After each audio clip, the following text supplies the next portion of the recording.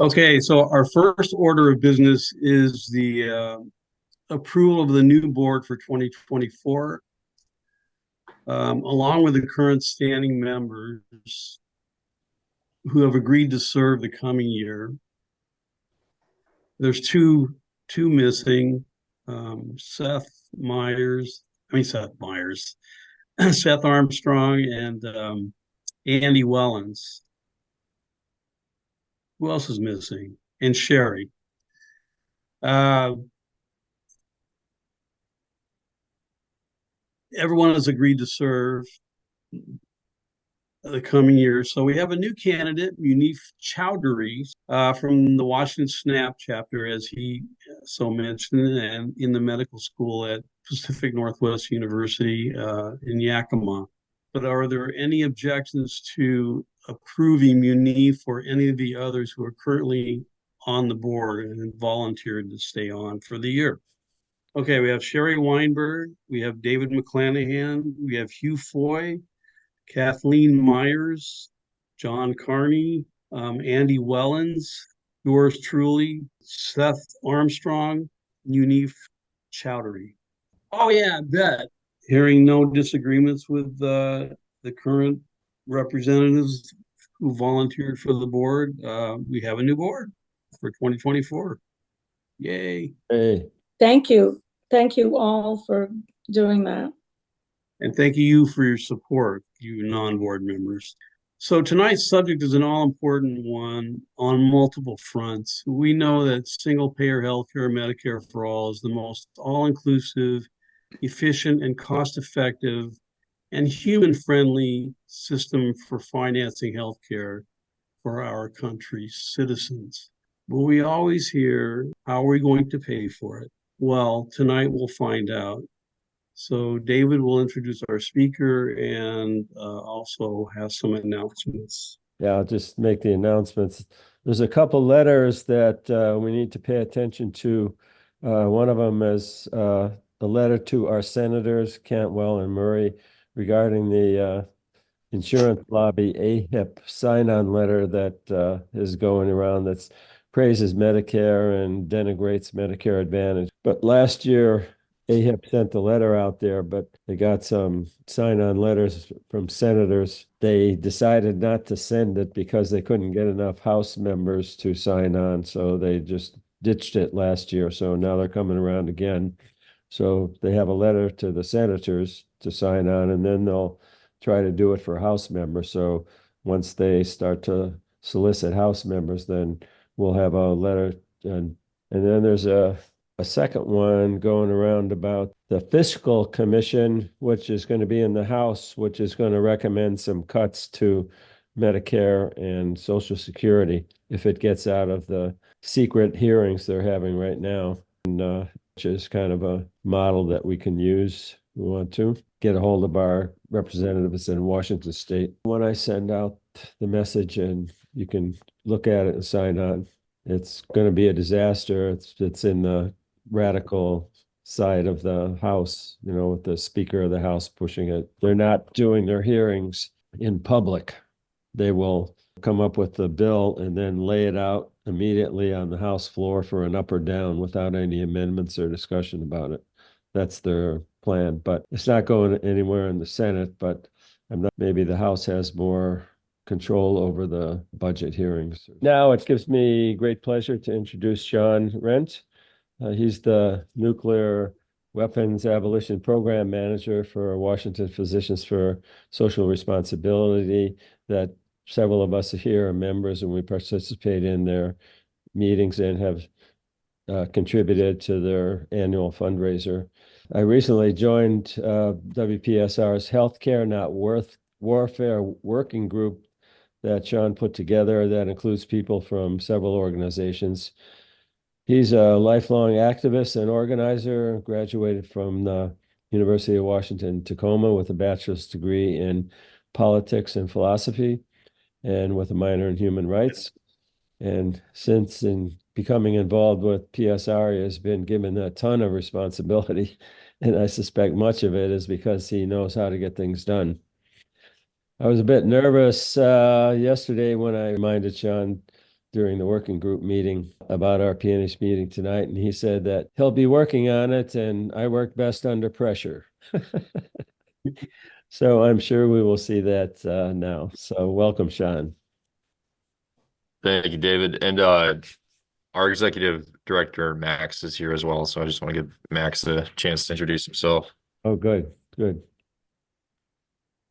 Greetings, everyone. Thank you so much for inviting Sean and us to take part and share more about our work. And for those of you who've been engaged in our work, and David for helping to facilitate support for our organization over the past several years, we're really pleased to be able to be here and work with you in partnership. So yeah, thank you. Thank you very much. Sean only has so much work because I gave it to him. No, I'm kidding. Yes, my name's Sean. I work for the Washington Physicians for Social Responsibility in our Nuclear Weapons Abolition Program. And I'm going to talk a little bit about why we need healthcare and not more warfare. So we just passed MLK Day. So I just pulled a few quotes here from the good doctor. You know, a nation that continues year after year to spend more on money on military defense than on other programs of social uplift is approaching spiritual death. So I think that's a pretty powerful quote. Or, you know, from his Beyond Vietnam speech, King said, "I knew that America would never invest the necessary funds or energies in rehabilitation of its poor, so long as adventures like Vietnam continue to draw men and skills and money like some demonic, destructive suction tube." So I was increasingly compelled to see the war as an enemy of the poor and to attack it as such. So here's how U.S. military spending compares to the next 10 countries combined.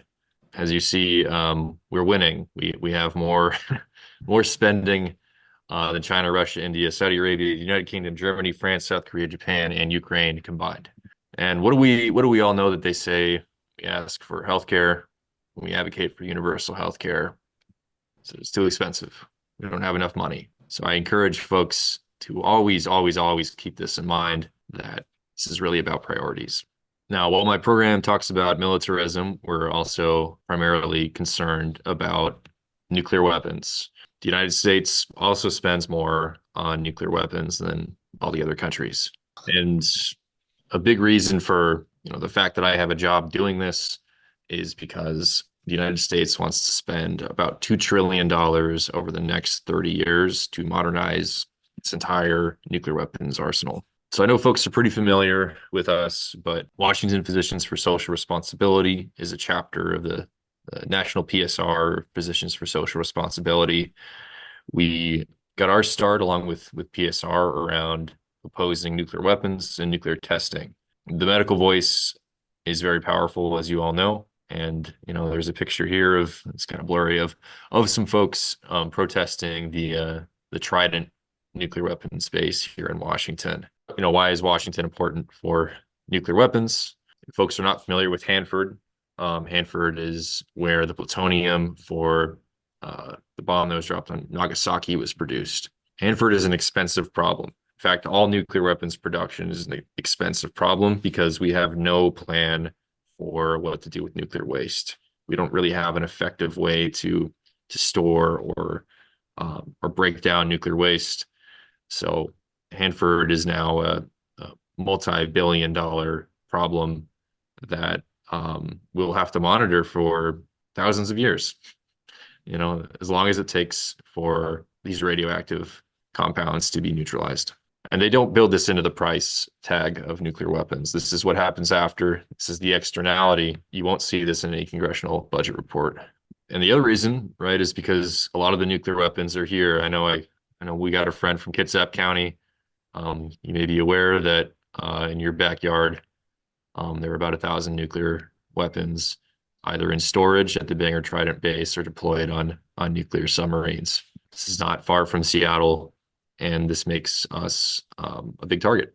So this modernization plan, they want to create a new stealth bomber. They want to, you know, update submarine missiles, build new submarines, update existing gravity bombs, modify the F-35, create new cruise missiles, update the command and control network, and if there's one that we can single out, it's new intercontinental ballistic missiles. So these are the big missiles in the middle of the country that we believe are functionally useless. Our adversaries, right? Our adversaries, in quotation marks, they know where these weapons are.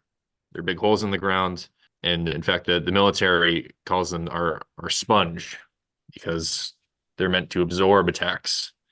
They can only be used as a first strike weapon.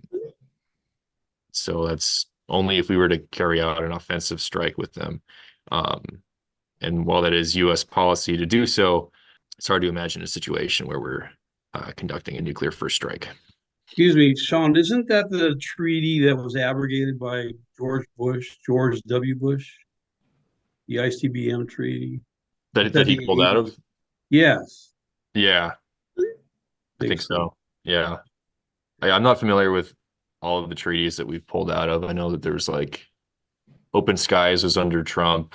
What I can tell you is the last arms control treaty, New START, is functionally non-existent. A New START was between the U.S. and Russia, and it limited the number of deployed nuclear warheads that essentially each side could mount to a missile. Due to the conflict in Ukraine, Russia decided that they do not want the United States to carry out the inspections portion of New START. And without inspections, you don't have verification. Without verification, these treaties really do not serve their function. So we've both barred each other from going into our countries, and we're now living in a world without arms control. There are no standing arms control treaties right now. And you tie that in with the $2 trillion rebuild plan, and we are now looking at a second nuclear arms race. When they pitched this at first, it was going to be a $1 trillion plan. But this graph kind of shows how there are often cost overruns. So every year there's the initial price tag, and then there's the actual price tag. This is very common for the military to inflate costs. Folks may know that it's frankly a industry that's suffering from corporate capture, and that the regulators are often the same folks who are profiting off of the sales. And there's a particular program in here that called the Sea Launched Cruise Missile that we're opposed to. The Sea Launched Cruise Missile was at one time opposed by the U.S. Navy. The reason for that is because it would return nuclear weapons to surface ships. It's been U.S. Navy policy to only put nuclear weapons on submarines, but they, for whatever reason, want to create a nuclear weapon that can be fired from a battleship. There's no purpose for that in combat. It's a huge liability to have these things floating around, but somebody's getting paid. So we've got some challenges. We've got a huge mounting issue, but we don't have the movement that we had during the 1980s. In particular, young people are not aware of what's going on and are not really organized around the challenge. Even more in particular, PSR and WPSR, we're often struggling to bring in young health professionals into this work.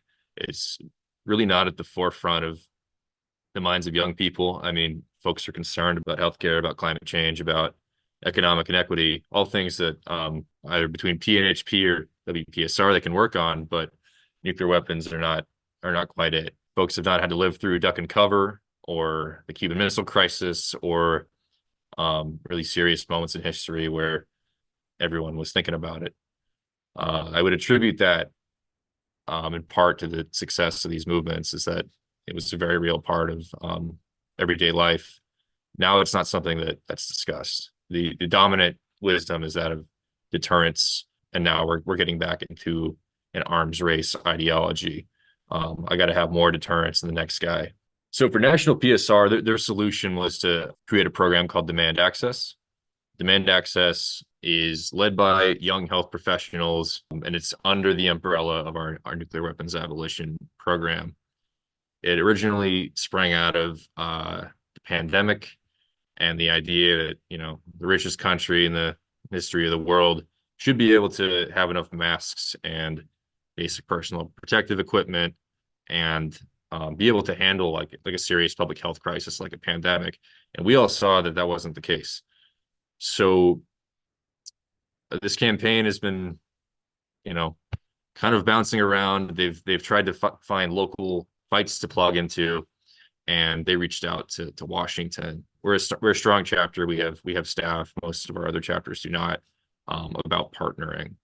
And the question was posed, we're demanding access, but we're demanding access to what? Why don't we just demand access to healthcare? So for the first time in a long time, I think WPSR is in alignment with PNHP and the cause for universal healthcare. That's the most. If we're going to demand access to healthcare, we might as well do it the right way. So we're looking at a lot of cost overruns. We're looking at a lot of wasteful spending. It's not just nuclear weapons. It's our general military budget is approaching, $1 trillion, right, annually. It's enormous. And most of it is not the VA. Most of it is going to arms contractors, new toys for the military. And this graph here is, illustrating what we could spend that money on instead. So we met with the Demand Access Steering Committee and proposed that we conduct a series of town halls in Washington State where we work to educate the public as well as engage younger health professionals on these issues. We came up with some goals. For one, we wanted to do this as a coalition. So that's how I ended up reaching out to David. We want to have some strong footing and come together around some shared values. So we've also reached out to labor unions and some other healthcare groups like Healthcare as a Human Right and Whole Washington. And one thing that kind of came up through our discussions that we'd like to do, we're setting a goal of raising $10,000 through these town halls and through a social media campaign and partnering with the group RIP Medical Debt. RIP Medical Debt, they buy up and bundle medical debt for pennies on the dollar. So if we were to raise $10,000, we can partner with them to cancel $1 million in medical debt for residents of Washington State. I can't think of a better way to send a really powerful message that we're ready for change. And we go back to this graph, right? Even the smallest amount of spending, this $11 million. Think about how much debt that could cancel using that math. We also want to center, firsthand stories. So we want to bring forward health professionals, talk about what they're experiencing in the clinic, talk about, how lack of resources and lack of access to care is really creating an issue for them in terms of providing their service. We also want to, center the stories of patients, particularly those with medical debt. We want to uplift the message of universal healthcare. I know that PNHP and Whole Washington and all the universal healthcare groups have slightly different approaches. We're gonna, take an agnostic approach to that and let everybody kind of, put forward their version as long as we can find that alignment. And then we want to agitate around wasteful military spending. In particular, we'd love to hone in on the Sentinel program or the replacement of the ICBMs in the center of the country, which we really, truly do not need. So where we're at right now is WPSR, Demand Access, PNHP. We've got David with us, Whole Washington, and then we've recently brought on the Union of American Physicians and Dentists, which is a labor union. And we're discussing an outline for these town halls. We want to plan for about 6 locations in major cities in Washington State, set for spring and summer. So we want to have a template essentially that we can take around, gain local co-sponsors, and pull off great events where we can all get our message out there. But also, I think really importantly, get better at working together, create an alliance of health professionals working for social justice, health professionals working for universal healthcare, and labor unions. I think that'll give us some strong footing to take on bigger fights further down the road. I'd also add that my personal assessment is that the movement to abolish nuclear weapons and the movement for universal healthcare, we're both kind of struggling. It's even though these are really popular messages, I don't feel that there's very large campaigns that are taking over the public imagination. So I'm hoping that by leaning on each other, we can do that. We can make this a kitchen table conversation and reach more folks with this message. So again, that's where we're at. I can take some questions. I mean, our next steps are just creating that outline. And then, we'd love to work with any of y'all who want to participate in this process. Okay, so I'll be running the question and answer period. So please use the hand raise function at the bottom here and keep your comments to less than a minute and ask your question of Sean. So I have a question since, well, I didn't raise my hand, but no one else has yet. So in addition to the amount of money that's spent on nuclear weapons and refurbishing of our stockpile, I guess, what they're doing. Currently we have over 800 military bases worldwide. Do we really need 800 bases worldwide? And in addition, these military bases are the biggest fossil fuel emitter from the U.S. They're the largest fossil fuel emitter. And so is PSR taking on that issue as well and including that in the demilitarization of this country, which is really what needs to happen? Yeah, so given that we're an organization that talks both about climate and it's talking about nuclear weapons, we've decided recently that we want to bring those two programs together, and we're going to do that by talking about pretty much what you've laid out. So we are planning an event later this year to talk about the climate impacts of the military. I think you're asking the right questions. Do we need them? What do we need them for? What are these bases actually like? What's the purpose of them? These are things we should be thinking about. We we coordinate a coalition through WPSR that PNHP is a part of, actually, called Washington Against Nuclear Weapons. And we've recently been joined by a Korean peace activist group, and they talked about the amount of bases just in South Korea alone, right? And how that the United States has never actually ended the Korean War. We're actually the only one with the power to do so because South Korea wasn't a signer of the truce. So I agree. We need to demilitarize. That's a great presentation. Kind of frightening statistics, Sean. Thank you. One question is, what percentage does military spending comprise of our total budget? We hear that our economy is doing great and growing, but one of the biggest sources of expenditures and financial growth is military spending. And that's the first question. Second question, what's the status of the project down in the desert by Las Vegas where they were burying nuclear waste in glass canisters? Yeah, so to start with the first question, figures range from 51% to 65% of the discretionary budget for military spending. One of the challenges with coming up with that percentage and the exact numbers is that the Pentagon has never passed an audit. They can't account for their finances. Troublesome. So a lot of money goes in. There's a lot of and then if you were to incorporate, like, trying to understand the CIA's budget, right, that's intentionally obscured. There's a lot of classified money going in. We've got a range, but not exactly exact number. To your question about the waste in glass containers, yeah, actually, are you referring to like the Trinity side or Los Alamos, or was just I think is it called the Trinity side? It's northwest of Las Vegas, and it was this huge cavern they dug. I don't know if it was an old salt mine or something. Mm-hmm. The plan was to encapsulate a lot of the nuclear waste in glass and then bury it down there. But I think it fell on budget trouble by maybe the previous administration.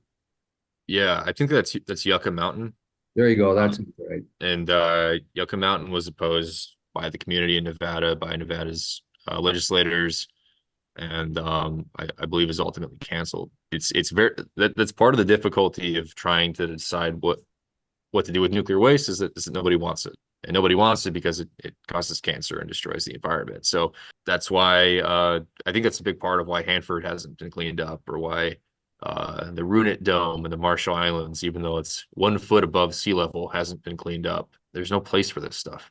Yeah, I think the idea of getting a coalition together to work on town halls is really a strong one. I think we all should get behind that and try to finger organizations like Healthcare is a Human Right and Healthcare for All Washington to have it, one member come to the meetings that you put together where you're talking about that. And I've been to, I think, 2 meetings now. There's other organizations that we know of. The Healthcare is a Human Right has 38 organizations that are signed into it. And a lot of those would be quite interested in using that money that goes to waste for our military to be funneled back into the causes they're working. Ronnie, you're a big shot in 2 of those organizations. So do you think we could find one person? Like, the meetings are once a month? Yeah, so far. So certainly we're involved through our Vice President, Chris Covert-Bolds, is active in Washington's for Social Responsibility. So Chris would certainly be the one to keep us involved. Yeah. So if we could get him to come to these meetings about town halls, and if we had great town halls, we could metastasize those all over the state and elsewhere. Yep. If we had a nice template for it. Yeah. Yeah, I was just wondering if we know how many people in Congress or in powerful other positions actually are profiting greatly from all this military spending. That seems to me like a really good hook, because the money, I think, is not necessarily useful, like these 800 bases and this, there's always, you hear something about $1 million toilet seat or something. And it seems to me that there could be a lot of outrage about, in other words, the purpose of the military spending is not for our defense, but it's really just to enrich some really powerful people. And I wonder if we could know who those are, and highlight that. Maybe that would be like a good organizing strategy. Yeah, absolutely. I mean, as advocates for universal healthcare, y'all probably realize that even if we were to just take the money we were spending now and turn it into universal healthcare, we could probably stand up a decent system.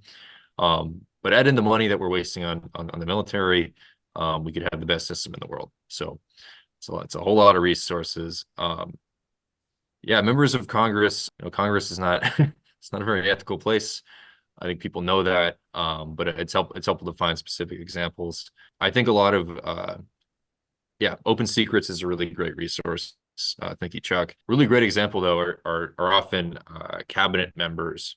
So current Defense Secretary Lloyd Austin was formerly on the board of the company Raytheon, which is a weapons manufacturer, and he left the board to serve on the cabinet, but really after after Dick Cheney refused to divest his shares of Halliburton as he became vice president, that's become very normalized in the executive branch and in Congress, that people have these holdings and don't even bother to try to hide them. So we should be outraged about it. I don't think it's common knowledge. I mean, the thing about Dick Cheney and Halliburton made some news, but all these other things, I mean, you don't hear about it on the mainstream news anymore. Yeah, I think having individual people who are knowing who these people are, would be very useful. I think the public has a good sense that there's so much corruption in Congress, and they can't specifically say, which Congress people and which industry, but they know that there's a lot of corruption in Congress, and that's why Congress is the least trusted group of people in the nation. And I think, Hugh, can you speak to your visit with Adam Smith that you had recently? He's the head of the House Armed Service Committee. we went with a group organized by Passara to talk to Adam Smith, and there was two agenda items. One was to stop this closed door congressional appropriations hearing, which is to happen tomorrow, which is where the suspicion is that the Republicans in the House are going to drastically defund Medicare and Social Security as a bargaining chip to keep the U.S. government afloat. The second one was a campaign known as Level the Playing Field. And that's asking members of Congress to sign on to a plan to help equalize the competitiveness of Medicare Advantage with traditional Medicare. Passara did a study and accessed some data, said that the average retiree's income in Washington State, or the median income for a retiree in Washington State, is $40,000. A top shelf Medicare supplement plan, which you would need in order to never be out of network, have international coverage, and minimal to no copays, drugs, etc., is, I know at least in our household, $1,000 per month. It's about $1,200 a month for two people. So when you look at Medicare Advantage plans, of which if you turn the TV on during the day, it's all Medicare Advantage ads. They promise a lot of little trinkets. It's like a free pen from a drug manufacturer, like silver sneakers, gym memberships, yoga memberships, even free food delivered to your house, dental to a certain extent, vision and hearing. So this level the playing field is, okay, how would you expect a retiree to choose a Medicare supplement for hundreds of dollars, up to $1,000, versus all of these goodies that the Medicare Advantage, which is really for-profit HMO. So those were the two things that we met with Smith. I find it interesting. Smith's the ranking member of the House Armed Forces Appropriations Committee. He's never served in his military. His office is replete with military bling and medals and awards. I don't think I've ever been treated so cold or rudely by a congressperson, and this will be now about my sixth visit with mostly national and state representatives. Smug was the nicest word I could come up with. He was A, not well informed about these issues, B, a little defensive when he came up empty-handed, and C, not very forthright with any support, saying, well, you know, we got a budgetary crisis with Social Security and Medicare, and we don't know how we're going to pay for it. And I said, well, why don't you tax corporations fairly? That'd be a good start. I would say I left that meeting very impressed, but not positively so. Well, we are meeting with him next week, Hugh, so appreciate the forewarning. Good luck. I hope he treats you with more respect than he did us. And I was I was a lowball hitter on the panel. I mean, Robbie Stearns, who's, you know, a great union organizer in this community for decades. Larry Gossett, former, elected Seattle council person, I think King County council person. Claude Bernard, who was the former head of the Seattle and Washington State and NAACP. Ann Watanabe, who's a lawyer and activist, and another executive director, and a couple other people. And it was amazing. It was not very encouraging there. So good luck. So Hugh, you guys, your group Passara didn't bring up the amount of money we're spending on wars now, foreign wars, Ukraine and now Israel. You guys didn't bring that up at all, and thinking that Robbie's with Adam Smith, the discussion focused to his credit, and you know, a lot of the economy. I mean, evidently, I think we're dumping a lot of our old U.S. military gear on Ukraine. I don't think the Israelis would put up with that, but I think a lot of our old stuff laying around in mothballs is going to Ukraine. Cluster munitions and all, yeah. Yeah, I was just going to say that there's lobbyists out there that the military industrial complex are pushing for creating all these arms in their local localities because it brings a lot of money in. But once they create these weapons, you got to do something with them. Otherwise, you might not have to make more of them. So this really pushes us into all these foreign wars and, giving Israel tons and tons of arms and all, Ukraine and wherever, and 800 military bases around the world have to be stocked with these weapons. Yeah, we ought to keep talking about that sort of thing. And who's making all the money on it? Right. I mean, that's the point. I mean, it is a major section of our economy that keeps it buoyant. It keeps it hoisted on its own petard, as they used to say, right? I mean, we create all of this activity, and where does it go? It goes to hundreds of millions of pockets, but also probably a lot of the Congress people. It keeps the stock market afloat into mutual funds and everybody else that invests in these corporations, such as Boeing. I mean, this stuff with the Boeing's door blowing off. The friends of mine who are senior people at Boeing says they've kind of lowballed commercial aircraft construction for military contracts. That's where they are focused because that's where the easy money is. Well, here in Tucson, there's been like major lobbying effort to keep the A-10s to keep them flying because, why? Because it's like part of the economy here and lots of people are employed and somebody's making a lot of money, with it. And then there's Raytheon here also, which is like very, very large profile. And then Washington has, all those bases. And I mean, there's just it's like when the tobacco people were complaining, we can't ban cigarette advertisers because that's going to be so bad for South Carolina because there'll be nobody having any jobs because they're working on tobacco. Well, this is more so in spades because it's all over the country. Yeah, thanks, Sean, for your presentation. I also wanted to ask if Physicians for Social Responsibility has any plans on, I guess, kind of advocacy education as well. So just in thinking of like the next generation that's coming up and kind of building a long-term plan, I do think there is a lot of interest and there's also a lot of energy in youth that are, now able to vote. And we can see that through a lot of marches recently. We can see that through a lot of community engagement, a lot of advocacy and social media.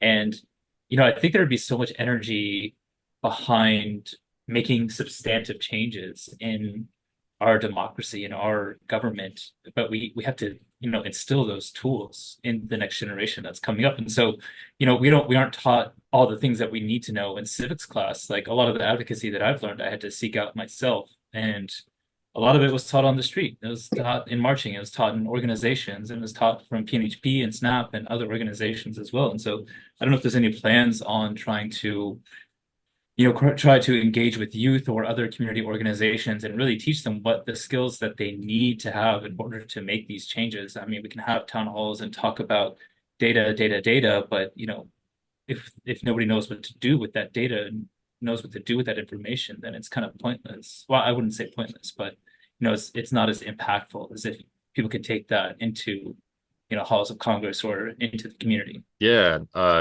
Munif, were you at any of our trainings? Yeah, I actually attended the most recent one that Gleb led at our school. It was very helpful in my opinion. So yeah, that is something that we've been doing more and more, John. Have a really good relationship with PNW, Pacific Northwest University in Yakima, and have been out there twice now. And we're partnering with residents at Community Health Hilltop. Dr. Berkson and I had a resident in today. We are always looking for opportunities to talk to young folks and help them, do this work. Yeah, I mean, as I mentioned before, right, we're there is an aging issue and advocacy. A lot of folks are aging out, and it is time to get the next generation in here and create a multi-generational movement. Glad to see John and Munif here, and appreciate the work of PNHP and getting y'all here. And also, John, like, I really respect the work you've been doing with health professionals for Palestine. I imagine that you've helped teach a lot of folks, how to have a meeting with a member of Congress. Yeah, we're happy to provide trainings, but the truth is that people need to feel that there's a reason to pursue these skills. It's not that we're just upset about stuff and that we know that there's issues, but we have to feel like we can win. That's really the challenge with this work. And I did want to give credit to, I guess, the older generation. I mean, they have the numbers here tonight. Just Munif and I and many others who could show us the energy that they have. But yeah, I do appreciate that, Sean. And we have had a couple of talks from Steve Pazrushka, but I would love to have Physicians for Social Responsibility to have like some sort of advocacy day, advocacy teach-in at University of Washington. So let's chat offline. Certain, I'm happy with the aging out that you mentioned, Sean, but it is true. I'm almost 83 now, and I'm feeling some lack of energy around things but I also wanted to shout out John Kearney, who's just been an amazing organizer and an asset to this whole community, and also across the country. He helped organize 10 medical students go to Atlanta for the PNHP annual meeting, and he's involved in all these other things like making it easy for underserved community people to actually train as medical students in University of Washington, which is the medical school there is like one of the highest cost medical schools in the whole country that, we don't even know about, underserved people. How many dollars a month is it? I mean, a year is it for a medical student there? 60 plus, almost as much as Harvard now. 60,000? Yeah. John, public school. working on our legislature people to try to come up with some more money for that. So I think the whole future is going to be raised by people of John's age and maybe the intermediate people, but there are people that are aging out. I hate to admit it. But lots of guidance and support from David as well. I gotta give it back. He wrote me a letter from medical school, so here I am. Yeah, I just wanted to chime in about the idea of doing trainings, and we have been doing, as Sean mentioned, several of them. We did one out at the medical school at WSU in Spokane recently, and we have done them in the past at the UW. In fact, my first year here, maybe 4 or 5 years ago, we did one at the UW, an advocacy training, and we sort of had a pretty good turnout of students, medical students, to come and learn about basic advocacy skills. Getting earned media, meeting with legislators, et cetera. And we would love to do that.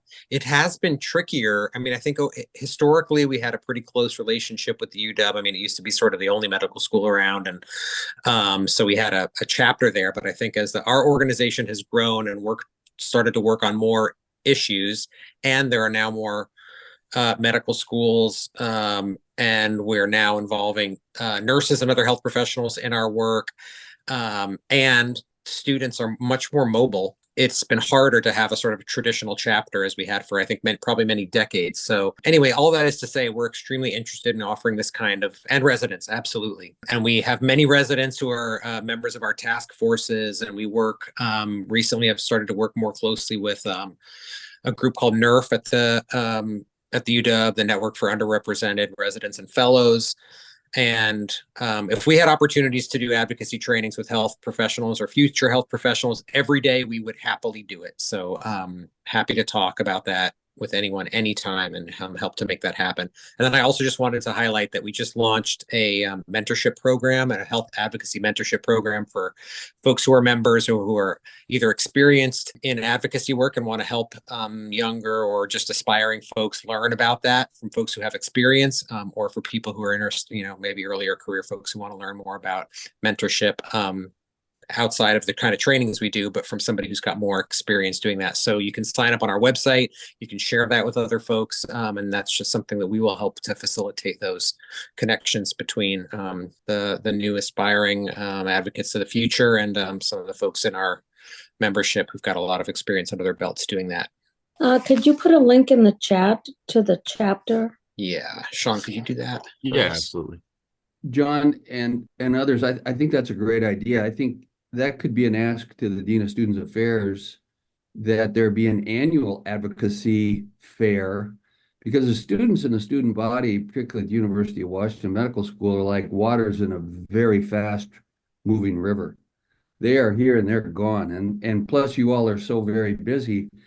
And I think I'm glad to hear that you guys have been targeting the residents, because they're here for a longer period of time, and they have a little bit more time, even though, their call schedules and such. And I think it really needs to be an annual phenomenon, like an advocacy fair during orientation week, both for incoming residents and students. And maybe that's an ask we can put towards the Assistant Dean for Student Affairs, John.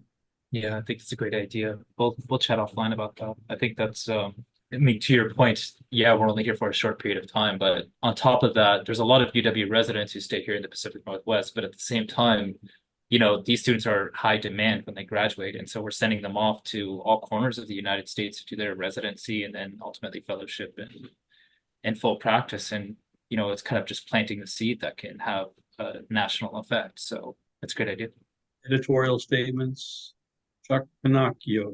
Greetings, folks. I'm in Washington, D.C. I know a number of you we've interacted. I'm lobbying on Capitol Hill in Congress, specifically on Ro Khanna's State-Based Universal Healthcare Act, which is designed to help lift states to model universal healthcare systems through financial waivers and legal waivers.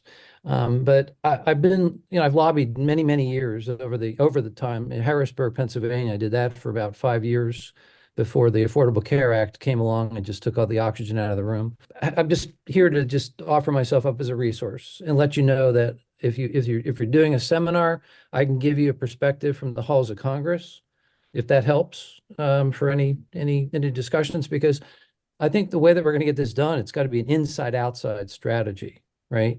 I mean, I'm knocking doors, mostly cold calling, because members of Congress, their staff turns over so much. And their staff who are assigned to healthcare specifically, but even all issues, so war and peace issues, they're young folks who don't have background in these topics, these issues, and a lot of them are going to be gone in 6 months. So you have to move pretty quickly. You have to be persistent. You have to just be dogged in this kind of work. So in any case, I'll drop my information in the chat as well. And I appreciate Sean and Hugh and others for connecting my son, who's in Seattle. He's eager to get involved. He's very, very interested, very deeply concerned about this war in Gaza, and also his old man has been working on healthcare for a number of years. So he's got that intersection of issues and ideas as well. So thank you. And Dave, thank you for being my host a year ago. It was just a real joy to be with you for a month, living with you and getting to know Seattle and Washington State. So thanks for all your great efforts. I'm back here. You have a friend in DC who's ready to knock doors. Anybody, we need to get more members of the Washington delegation on board with Ro Khanna's legislation, HR 6270, as well as Permilla's bill, as well as the ceasefire resolution. I mean, you probably know AIPAC is gunning for Cori Bush, absolutely gunning for her. And the same thing is true of Summer Lee, first Black woman elected from Pennsylvania. She's in the crosshairs of AIPAC. So, I mean, there are a lot of fights we have, but I just want you to know I've got a resource here that don't hesitate to reach out, and appreciate you all. Thank you. I've got to say that Chuck didn't even mention it, but he's the engine behind One Payer States, which is a very important organization that's been going for several years across the country. Puts on amazing listservs and all that sort of thing. So, Chuck, take a bow. Thanks, Dave. Appreciate you. Yeah, just thanks for offering that, Chuck. And if you'd be interested in speaking at a town hall in the future, love to keep that in mind. And I was just curious, that made me think, because we've been talking to whole Washington, and their whole proposal, right, is to do a state-based system, either through the legislature or a ballot initiative. And I was wondering where folks land on that. Is that a can of worms? Kind of. Give me the short version. Well, there's a couple of board members who think a state-based approach is not going to do it. It's just not going to work. As far you're going to need 50 state-based approaches, 50 different state-based plans. It's just too confusing, and we national supporters like to put our energies towards a national solution rather than spend time. I mean, it's a good organizing activity, the state-based programs, state-based single payer programs. But as far as achieving a legislative coup, there's a couple of us who don't think that that's going to work. Well, I should say that at the national board, PNHP national board, we had a discussion about this at the annual meeting in Atlanta, and there were about 20 people sitting around in a circle, and this subject came up, and just about every one of them is working in his or her state on something to do with state-based universal health care. But Bill Verhoff, the president of PNHP, can't come out and say, and I think did he say that Chuck was pestering him to sign on to the Ro Khanna thing? But as president of PNHP, he couldn't do that, although his son-in-law, Steve, he was in favor of it. Yes, Steve Kimball. Steve Kimball, yeah. Yeah, Steve Kimball. So I think it's a great way to organize people. And, if we hadn't working around that in Washington State, we'd have a lot less influence than we do in all the other organizations like Ronnie's two organizations. So excitingly, today, the Washington State Senate passed a bill with Senator Hasagawa standing up saying, let us send this joint memorial to the United States Senate and the president, saying that it would be great if something can happen nationally. It would be, secondly, in this memorial, great if they would allow the state-based Universal Health Care Act to be passed. And if in the interim, while those are being developed, the work that Chuck is doing on that bill, the work that PNHP is doing on universal health care or Medicare for all. Senator Hasagawa, who led this state bill, who actually stood up there very strongly saying, we need to get permission to start doing something here in our state to build on each of these. So while PNHP has not come out saying it's going to happen through the states, it is a very clear option, and we're doing a lot of work here in Washington. Tonight's topic of funding is certainly, a big thing or a big issue in making those decisions, but it's really powerful to see things happen, even if this is just a statement from the Washington State Legislature to national organizations. It was a powerful statement, and it felt really good for our participants here to be a part of that and to see Senator Hasagawa standing up there and telling his stories and pulling in even some Republicans to tell stories.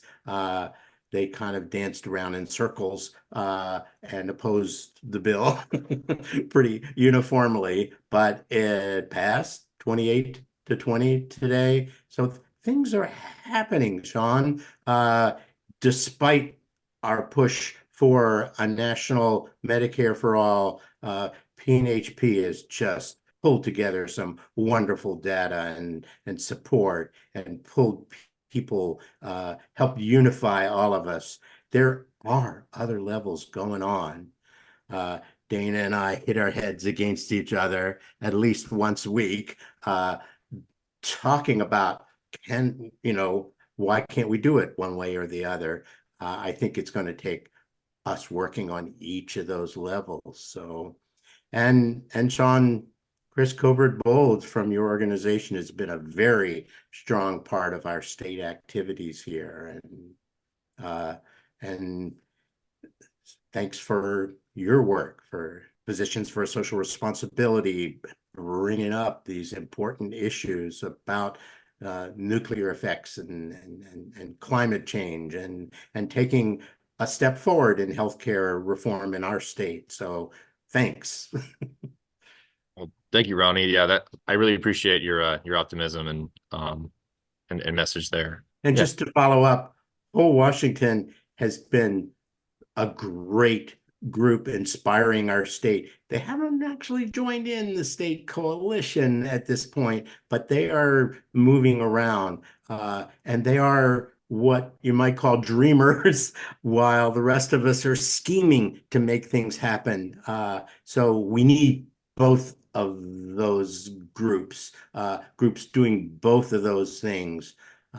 We need people going to demonstrations. We need people going to legislators' offices. It's going to take, as Chuck says, that inside and outside work to make this change happen. Okay, we're getting near the end of our presentation today. Are there any more further comments or questions of our speaker, Sean Arent, or of anybody else? Yeah, maybe Joe should introduce himself. I see that you're with us. Joe is the co-chair of our program. So I'm Joe Berkson, longtime member of Washington PSR and now the co-chair of the Nuclear Weapons Abolition Task Force. So we're always trying to recruit anybody, and we would love to give presentations at any medical schools, any medical facilities, medical staffs. You got Sean's email that you can write to. They're love to come. So Sean, you're going to be connecting with David when events that PSR is doing, so he can send it out to us. Well, Yeah. we're talking about a coalition to work on town halls together to bring in. Correct. WPSR has taken the lead on getting the working group together. Is there a time factor involved with that, creating that coalition? Or? yeah, I mean, we probably by our next meeting, we're going to have an outline for the town halls. So we wanted to get as many people on the ground floor of that as we could, just to generate that buy-in. We were trying to reach WSNA. Unfortunately, they're really tied down with the legislative session. David PNHP, we've got folks from Washington, and then we've got the Ray Quintanilla with the Union of American Physicians and Dentists. So, as well as our national program. So that'll be the group, I think, presenting the outline. And then we will want to reach out to folks locally when we say, here's the outline for the Seattle town hall. Do you know a good space? Do you know some good speakers? So we'll be coming back with those asks for sure. And of course, the local town halls, I believe in driving attendance through co-sponsorships. So getting local groups to sign on, I think is going to be the way to go. Great idea. I have nothing else. Anybody else? Just again, thank you. And I think, in terms of other follow-up and things that would be great for us, of course, is for Sean and for us to know whether any or all of you are folks that we might also be able to call on when we particularly in terms of local actions. Oftentimes as we're doing advocacy, it really helps to have a local constituent, and oftentimes those asks are very small. We need somebody to provide testimony for 60 or 90 seconds, or to put together 150-word LTE or something like that, or just to do a sign-on. So maybe in the follow-up after this meeting, there can be a way to just indicate if folks might be open to asks like that. No expectations of anything, but it's helpful for us to know who we can call on when those opportunities arise as we're doing advocacy, both on the nuclear issue and the other things we work on. So just wanted to add that. Okay, well, with that, guess we can say our goodbyes. All right, well, thank you so much, Sean and Joe, Max, for talking with us, and Chuck for making a guest appearance, unannounced, but that works. I appreciate all you people. I mean, thank you so much. It's inspiring to have people be working on this person. It's really tough. Right. And welcome, Munif, to you'll be at the board meeting this Sunday. Yep. Thanks for having me. Great. Welcome. All right. Good Well, night. I'm going to say goodbye. Thanks, everyone. Bye. Thank you so Good night. much. Great meeting. Night.